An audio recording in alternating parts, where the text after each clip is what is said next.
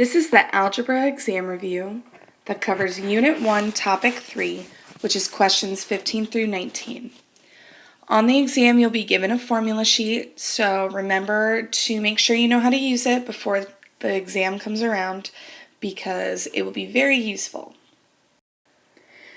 Question 15. Which of the following expressions is equal to 5 to the power of 2x?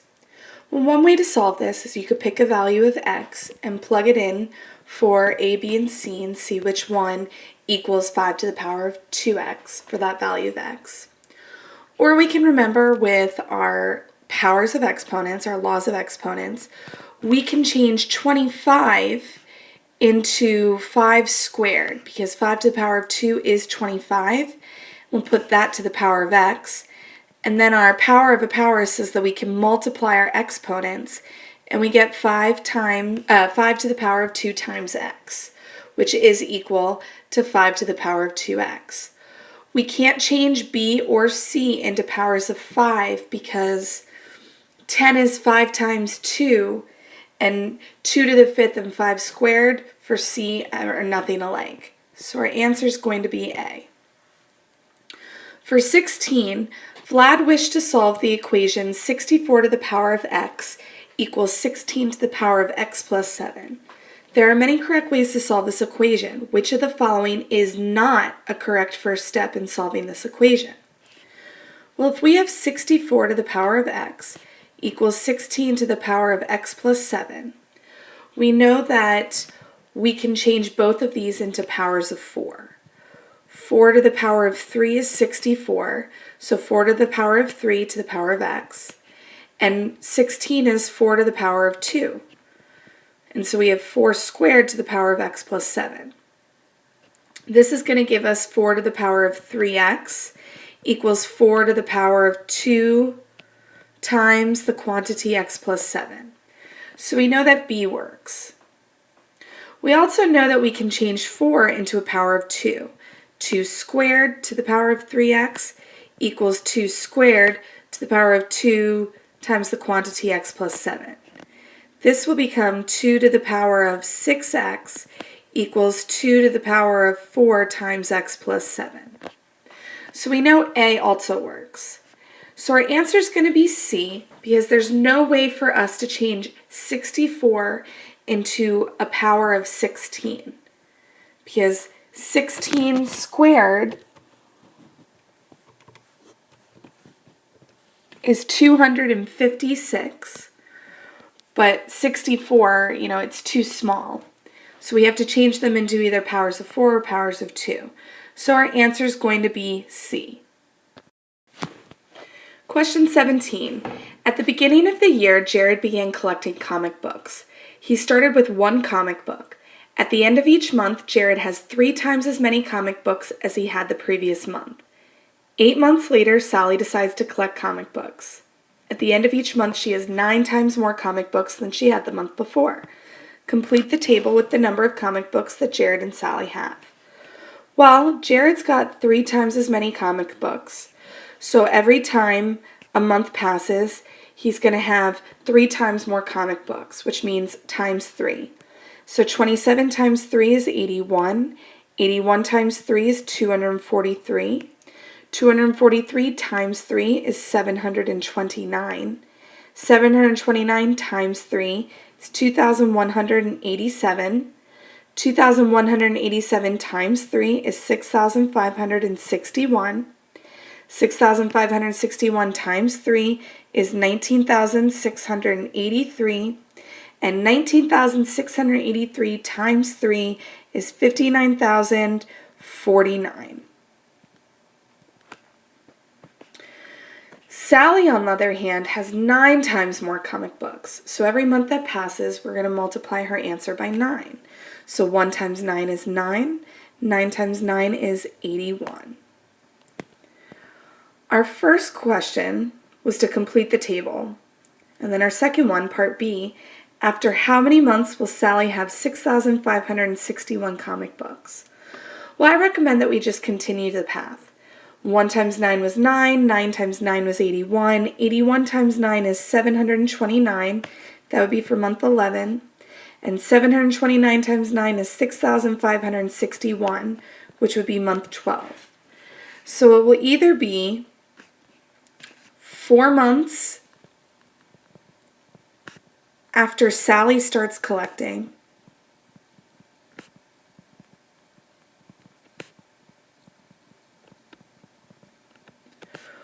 or it will be 12 months after Jared starts collecting.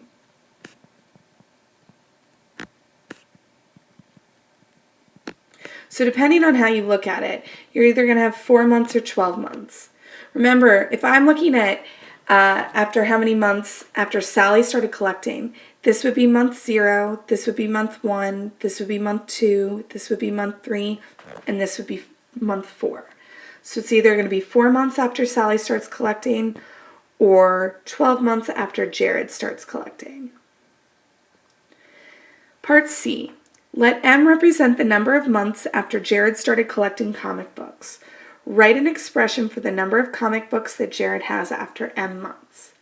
Well, we know that Jared collects 3 times as many comic books as he had the previous month. So his rate of growth is going to be a base of 3, and it's going to be to the power of M, which is M months. Part D, though, says write an expression for the number of comic books that Sally has after M months.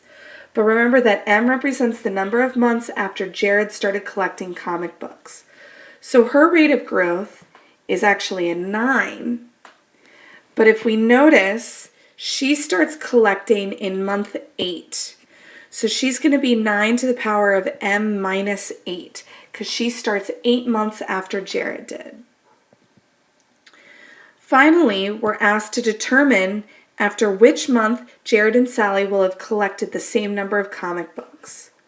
Well, we want to know when is 3 to the power of M going to equal 9 to the power of M minus 8.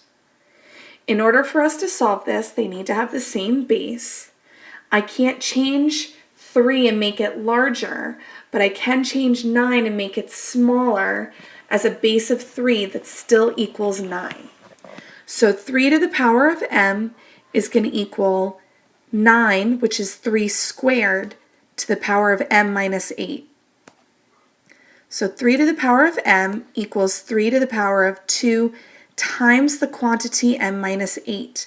I recommend that you put parentheses around it so you remember to distribute the 2.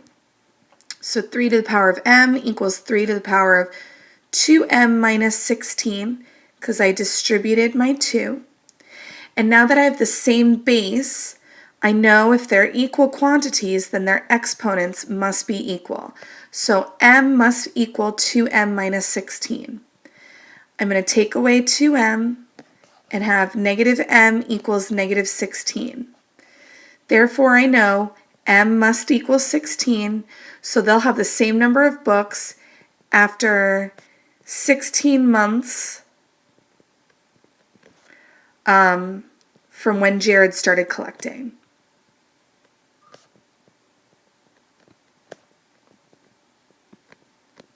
And that's our answer to E. Question 18. A scientist is studying bacteria growth. At noon, she puts 1 cell of Cranicus bacteria in a dish. After each hour, there are 8 times as many Cranicus bacteria as there was an hour before. At 4 p.m., she puts 1 cell of Bevis, I don't know how you pronounce that, Bevis bacteria in a dish. After each hour, there are 32 times as many Bevis bacteria as there was an hour before. Part A. How many Cranicus bacteria will there be at 4 p.m.? Well, we know that at noon she puts in 1 cell of Cranicus bacteria and then it gets 8 times as large. 4 p.m. is 4 hours later, so it would be 8 to the power of 4,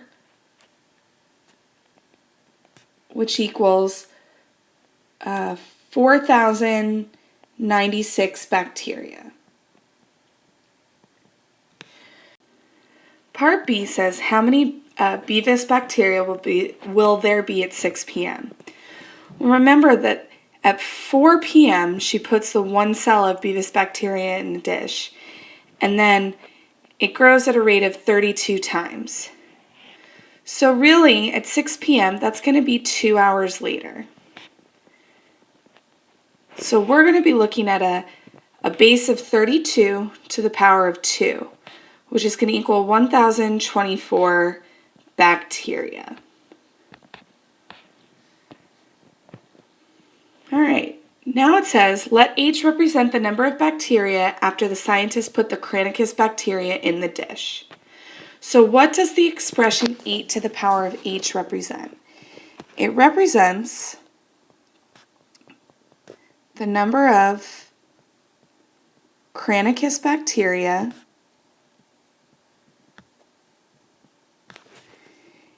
H hours after one cell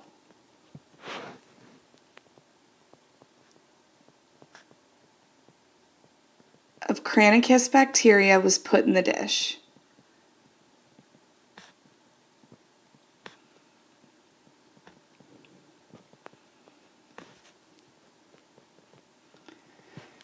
So 8 to the power of H represents the number of Cranicus bacteria H hours after one cell of Cranicus bacteria was put in the dish.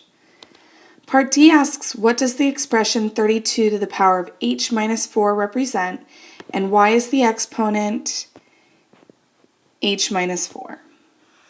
Let's start with the first question. What does it represent? It represents the number of Bevis bacteria H hours after one cell of Cranicus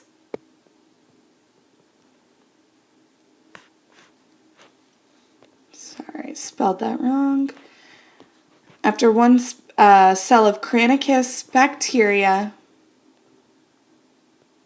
was put in its dish.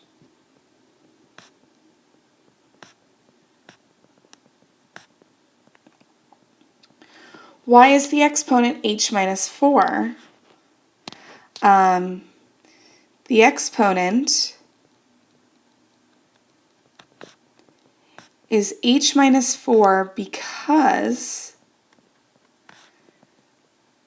the first Bevis bacteria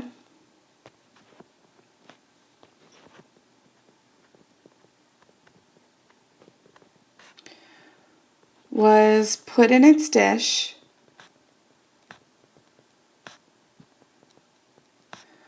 four hours after the first Cranicus bacteria was put in.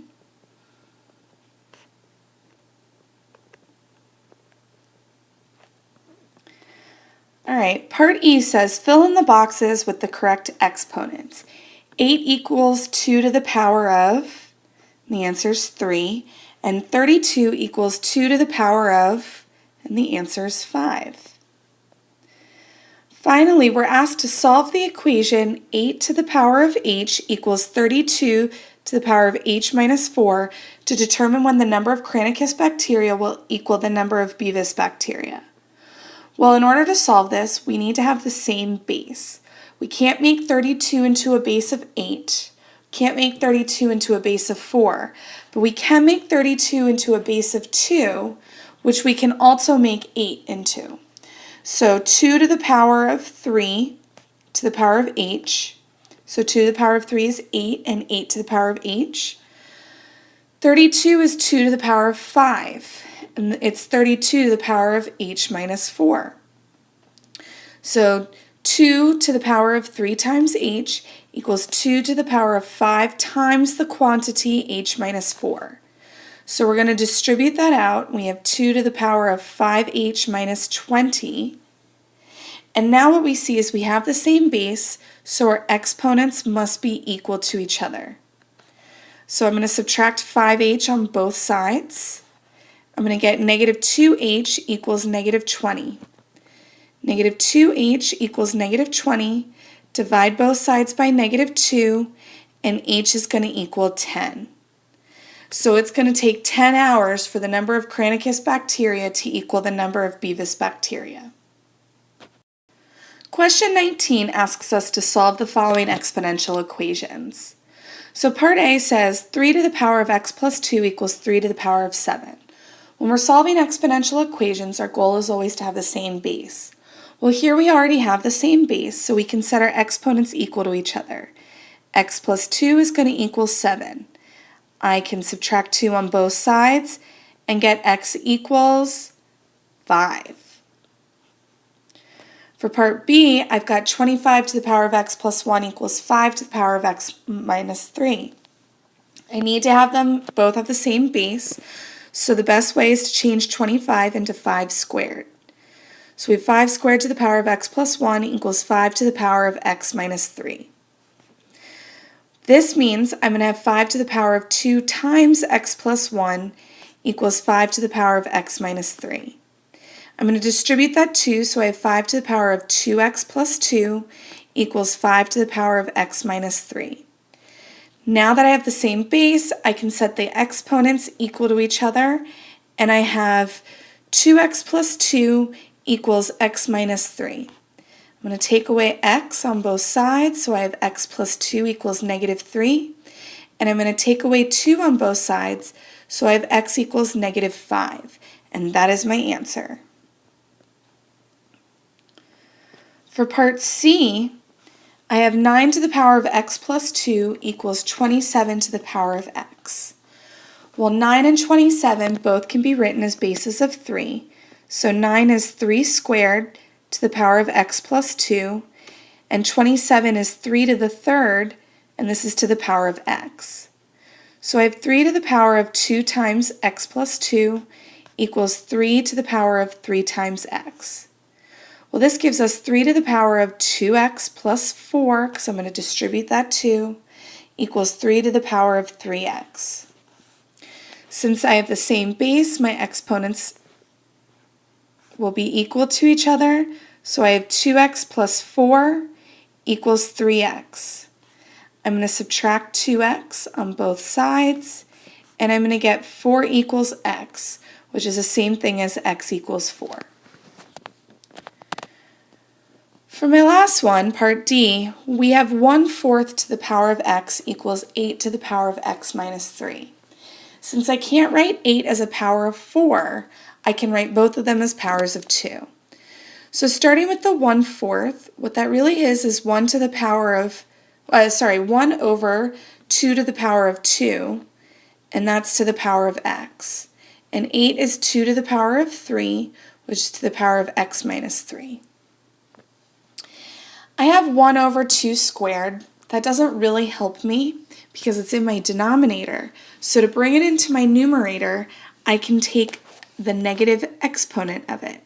So this is actually going to become 2 to the power of negative 2 to the power of x equals 2 to the power of 3 times x minus 3. This is going to give us 2 to the power of negative 2x equals 2 to the power of 3x minus 9. So we know negative 2x equals 3x minus 9. When we solve this, we have negative 2x equals 3x minus 9. I'm going to take away 3x on both sides. So I have negative 5x equals negative 9. I'm going to divide both sides by negative 5, and I'm going to get x equals 9/5. And that is the end of Unit 1, Topic 3 of the Algebra Semester Exam Review.